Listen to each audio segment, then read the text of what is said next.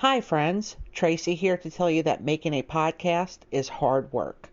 There's research, scripts, editing, and all of that can mean a million decisions. Fortunately for me, my choice in a podcast hosting platform was easy because I decided upon Anchor by Spotify.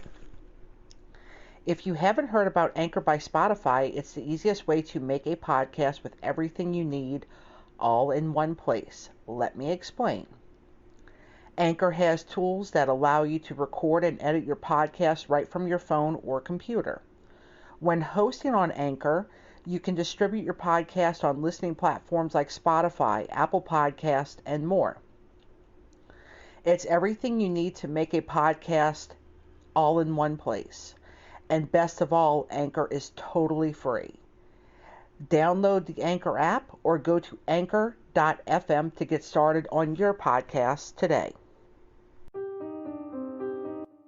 Warning: Crescent City Crime contains violent and explicit content that is not suitable for a younger audience. Some topics may be disturbing or triggering for sensitive listeners. Listen at your own risk. Thank you for listening to Crescent City Crime. If you wish to further support the show, please make sure to like, rate, and review this podcast on your preferred listening platform. We can also be found on YouTube at Crescent City Crime. You can discuss episodes with other listeners in our private Facebook group or follow us on Twitter. You can also visit our merch store. All of our social media links, show notes, sources, and more can be found in our blog, nolalife.com. That's NOLA, N-O-L-A, crimepodcast.com. We are now on Patreon. On our Patreon, we feature discussions about movies that revolve around crime and offer exclusive merch. If you would like to hear that extra content from us twice a month and access exclusive merch, subscribe to us at patreon.com/crescentcitycrime. We would appreciate it if you help spread the word about Crescent City Crime. Tell a friend or aggressively scream our podcast name at your enemies. The music used in this episode is The Black Fingerprint, and it was composed by Dylan Owen.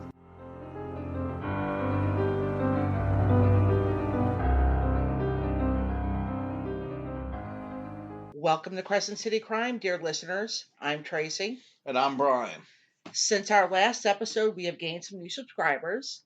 We welcome you, new listeners, and thank you for being here. And of course, thank you to everyone who has been tuning in. Yes, thank you very much. We really appreciate you listening to us. Oh, Brian, this is the month of February, and that means that Valentine's Day is right around the corner. Yes? Oh, yes, Valentine's Day. Yeah, Valentine's Day. Yeah. Well, we're going to honor Valentine's Day in a very true crime way on this podcast. Ah. Mm-hmm. Today, we're going to tell you the story of a love triangle which led to a murder within a marriage, which is a tale as old as true crime. Very appropriate because the Valentine's Day heart is kind of a triangle. You're right. It kind of is. Yeah. Yeah. So to do this, we're going to take a little road trip outside of New Orleans proper, and we're going to discuss Gina Scaramuza and Carlos Rodriguez, who were two of four people convicted of killing Gina's husband, Mario. The name Scaramuza is very familiar. Do you know about this case? No. Seafood City, very pretty. Oh, Brian. No. Al Scaramuza. Oh, that's right. Yes, it was 1826 North Broad. It used to be the best place to get crawfish in town. Seafood City. You know, it is about crawfish season right now. Yes, it is. Yes. Very exciting. But we're not here to talk about food and crawfish, unfortunately. We're going to be talking about this case. Are you ready? I'm ready. All right. Gina met Carlos when she was working at East Jefferson General Hospital in Metairie, Louisiana. Now, Metairie is adjacent to New Orleans. It's the suburbs. But she and Mario, her husband, lived in Covington, which is about an hour away from New Orleans proper in St. Tammany Parish. Gina was a CAT scan technician, and she was married for 20 years to a fire department paramedic, Mario Scarmuzza. By all accounts, Mario was a good person and he worked hard to provide for his family. According to his longtime friend Lee Hinson, he spent all of his off days with his 13-year-old son. Hinson also said that Mario's son was his light and his sunshine in the world. Sounds so nice. Oh, yeah. I mean, it really just sounds like Mario was a decent guy. Blue collar, but it's not easy to be a fire department paramedic. That's a whole thing you have to go through, a lot of training. And to keep that job for a while and not get burnt out is something remarkable. Yeah, in the the GNO area, which of course St. Tammany Parish is part of the GNO area, Greater New Orleans area.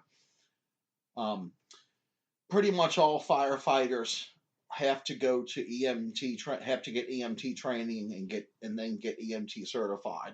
Take the registry test. Yeah, and you have to take several exams to pass and be certified in EMT. Yes. Well, the registry test has a written test, which is the easiest part actually, and then you have several stations where you go through a number of scenarios and you have to get every single thing right, including you declare BSI, body substance isolation, which means you have your gloves on. So if you don't approach the station and declare that you have your gloves on by saying BSI, and then the state certified instructor will just watch the rest of what you're doing, and at the end will say you failed. Oh, so even if you do everything else right, but you don't have your gloves on, you fail? Yeah. Wow. Well, it makes sense. Yeah. You have to be the best. Yeah. And it's not dummies, it's actually people. Oh, that they do this on? That you work stations? On, like, probably, like, for example, like someone in a car accident, you have to properly tilt the person. Well, wait, was the person actually in a car accident? No. Oh, no. Okay. It's someone who's basically the dummies are live for the registry test. Okay. And for example, where you tilt the person, apply the neck brace properly, and of course then you'll have someone else to assist you tilting the person, but of course you give them instructions because you have to demonstrate you know what you're doing. So Mario is no dummy then. Exactly. Yeah. Yes. Well, a few months before Mario's murder, Gina met Carlos through her job when Carlos brought a Spanish-speaking family member to East Jefferson General Hospital for a scan. He acted as the interpreter, which meant that he had to communicate with Gina. As he left the hospital that day, he left with her phone number. How romantic. Gina later said they weren't physically involved, but she wanted to be. Either way, Gina spoiled Carlos. She purchased a cell phone for him so they could communicate privately and have their affair as off the grid as possible. And she even covered a child support bill that totaled $1,200.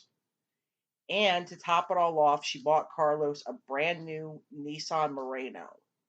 However, Carlos was not happy with this vehicle, and Gina exchanged the Nissan for a brand new Hummer. Wow.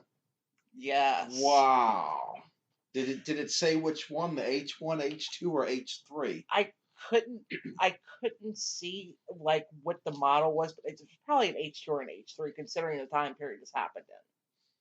Yeah, just to make things clear, like when I was in the Marine Corps, the version the Marine Corps and the Army has had over the years is basically the H1, a diesel-powered one, whereas you had H1s that were civilian models that were V8s.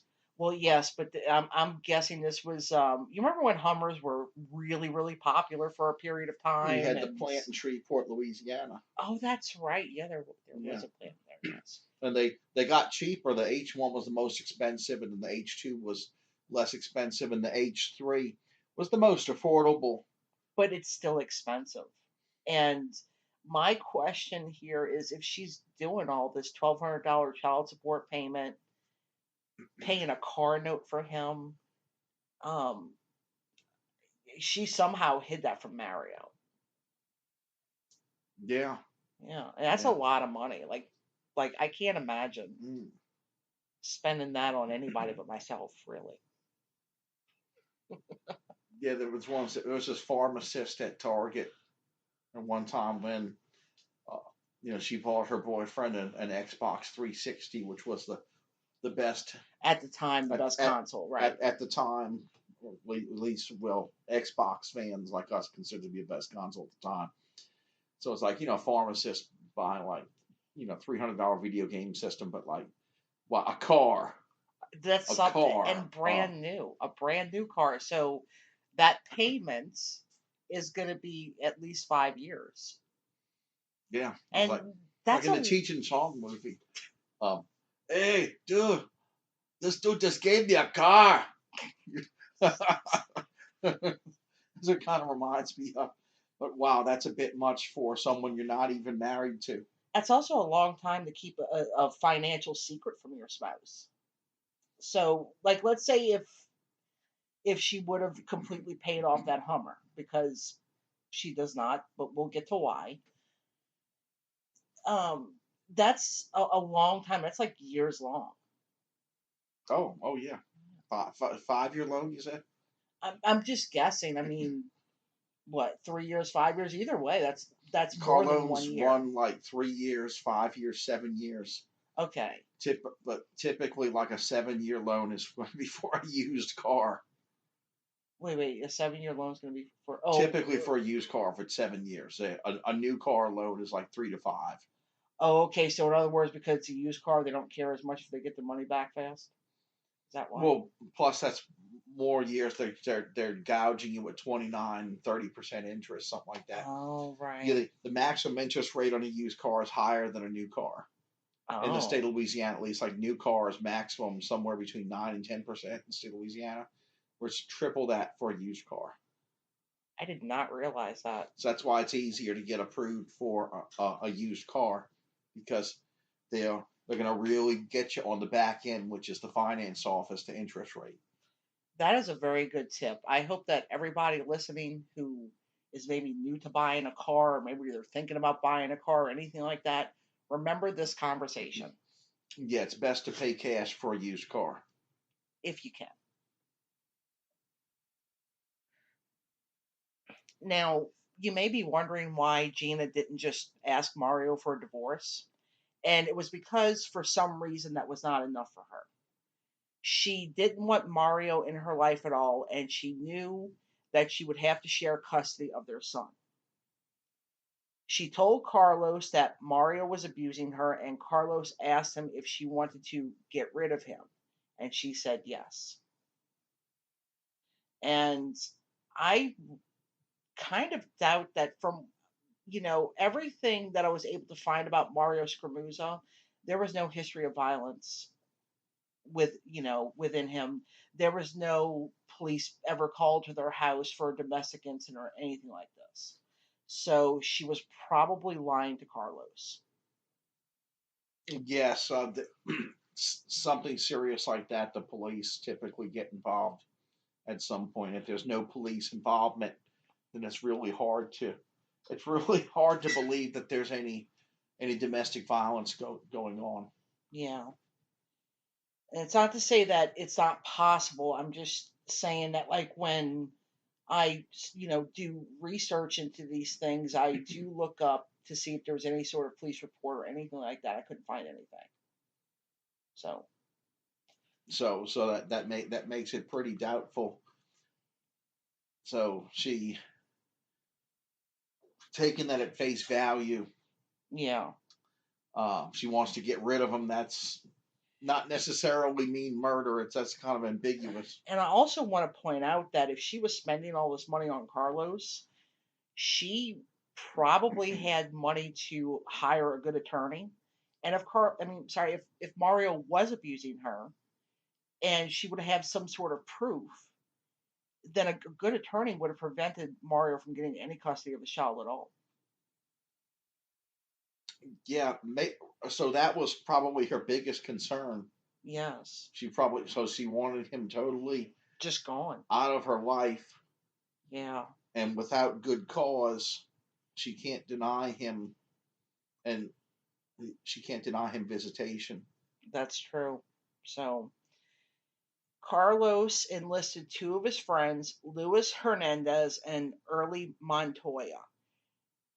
They thought that they were just going to rob a house. So Carlos didn't even tell them the full truth of what they were, or of what the intentions of this were. They did not speak English. So if Gina said anything about murder around them, they didn't understand what they were in for. It's very insidious. Matar. Is that how you say murder in Spanish? To kill. Oh, okay. Matar. Mate means kill them. Well, I guess they didn't know that murder or kill, the words for murder and kill in English, so the point is that it's insidious. Oh, yes. Yeah. So I'm now going to read the timeline of what happened that day. On February 28th, 2009, the three men met Gina at the Walmart near Covington. You've been to that Walmart a couple of times. Yeah.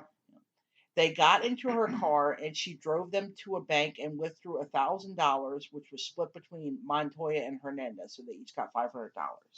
That's pretty cheap for a hitman. For a hitman, that's Lord. If I ever was inclined, I wouldn't pay that for a hit. Oh, I'm worth more than that. It's so romantic, honey. No, I mean, in all seriousness, realistically, let's say like 1990s, like $50,000 on up, 75,000, 100,000, 150,000. It just depends upon the level of professionalism you're getting. The more chances are, the more money you pay, the more professional. And also, you have to know somebody who knows somebody who's serious about doing it. You know, like you could probably go to somebody you know who's shady, right? And they'll probably know somebody, but it's not going to be a top flight hitman. No, typically the links are typically through organized crime. Yes. Yeah. So after she gave them the money, Gina drove the men to her house, gave them the key, and then she went to work. The details of the murder are tough to hear, but I'm going to be as sensitive as possible about it. When Mario got home, Carlos held him at gunpoint, tied him up, beat him, and strangled him to death with a zip tie and a towel. And the other two men claimed that they didn't know that Carlos was killing Mario while they robbed the house. But the police and the district attorney did not buy their story. They think that either Hernandez or Montoya held the gun on Mario while Carlos was strangling him. When Gina was questioned by the police, she did not want to discuss Carlos at all. But when the cop who was interviewing her mentioned that Carlos was married and had a baby on the way, Gina became very angry. She didn't know that Carlos was married. That was number one. And she was so pissed off that she tattled on Carlos. She flipped on him.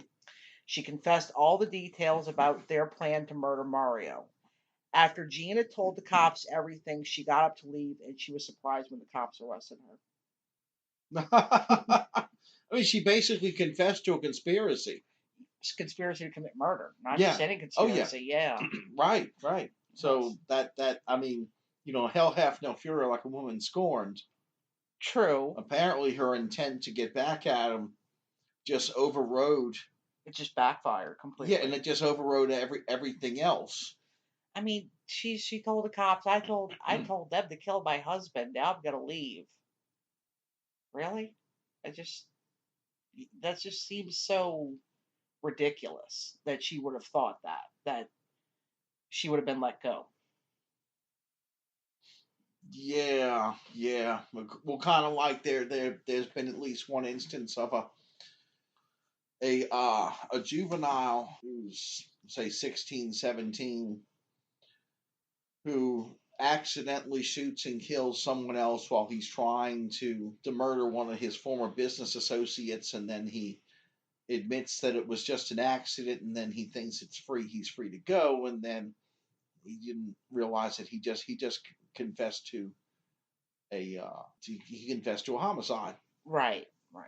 accidental or otherwise, or like the person who purchased cocaine and it's not cut right and brings it to a police station and then gives them the information on the drug dealer and says, well, it's not cut right. I want you to arrest this guy for selling cocaine. I read that. You show up there with the cocaine. I think it was on a website of like Dumbest Criminals or something like that. And there was an exact thing like that where the person was mad that the cocaine wasn't good enough, so he brought it to the police station and told the cops to go arrest the cocaine dealer. Yeah, he should have just phoned an anonymous tip in to the DEA. Oh, that's true. Instead of doing that. Well, guess what, Brian? What? Gina was not the only person to flip on Carlos, because the other two men also did. So everybody is now pointing fingers at Carlos. So with all of that, of course it was, a pretty easy open and shut thing. Montoya pled guilty to manslaughter and armed robbery. Insert your Princess Bride joke here. Which one? Montoya. Oh, yeah. Well, I don't think Mario killed his father. So Montoya did plead guilty to manslaughter and armed robbery, and I could not find information on how long the sentence was, but hopefully he winds up serving his time in full, doesn't get let go early or anything like that. Luis Hernandez went to trial and he was found guilty, and he is serving a life sentence. Gina Scramuzza pled guilty, but she did not face trial. However, she was sentenced to life in prison. The trial of Carlos Rodriguez finally happened in 2016, and it took a week to complete. The jury returned a guilty verdict in just 23 minutes, which is astonishingly fast. That is incredibly fast for any kind of murder trial. That's the fastest in memory that I can certainly recall. Yeah, I mean, that's like the amount of time that a jury would deliberate on, say shoplifting. Yeah. For example, or criminal trespassing. Yeah. And the conviction of Carlos Rodriguez was the fourth and final piece of the puzzle in this case. Carlos Rodriguez, like Gina and Luis, is currently serving his life sentence. And that's going to wrap up the information on this case. Do you have any final thoughts? Divorce attorney. Yeah, divorce attorney. Exactly. And in all seriousness, if you are in a domestic violence situation, build up like some evidence, call the cops, get a police report, anything that if you want to try to get away from this person. It is unfortunate because this is the America that we live in, and probably in other parts of the world too. You need to build up some kind of case, so in that way, if you do have a custody issue, guess what? You will have evidence against your abuser to help you in court. Yes, document. If it in the emergency services world, the saying goes like this: if you don't document it, it did not happen. Yeah. So make sure, if you are ever in a situation, that you cover your ass, basically, as best you can, and get that evidence. You always are going to need evidence every time. Now, next week. Oh, but before I get into next week's episode, I do want to acknowledge that February is also Black History Month. And on our Coffee Talk episode in a couple of weeks, we are going to be observing Black History Month. Oh, sounds good. Oh, yeah.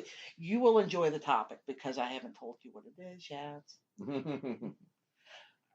So, but next week for Crescent City Crime, we're going to be talking about the only woman to be put to death by the state of Louisiana, Tony Jo Henry. And that is going to wrap it up for this episode, dear listeners. Remember, if it's dark and it's dangerous, don't be there in the first place. And if you're talking to law enforcement, any law enforcement, and it's not as a witness, lawyer up. And I would love to tell you to be safe, be kind, and don't park next to vans. Good night, dear listeners.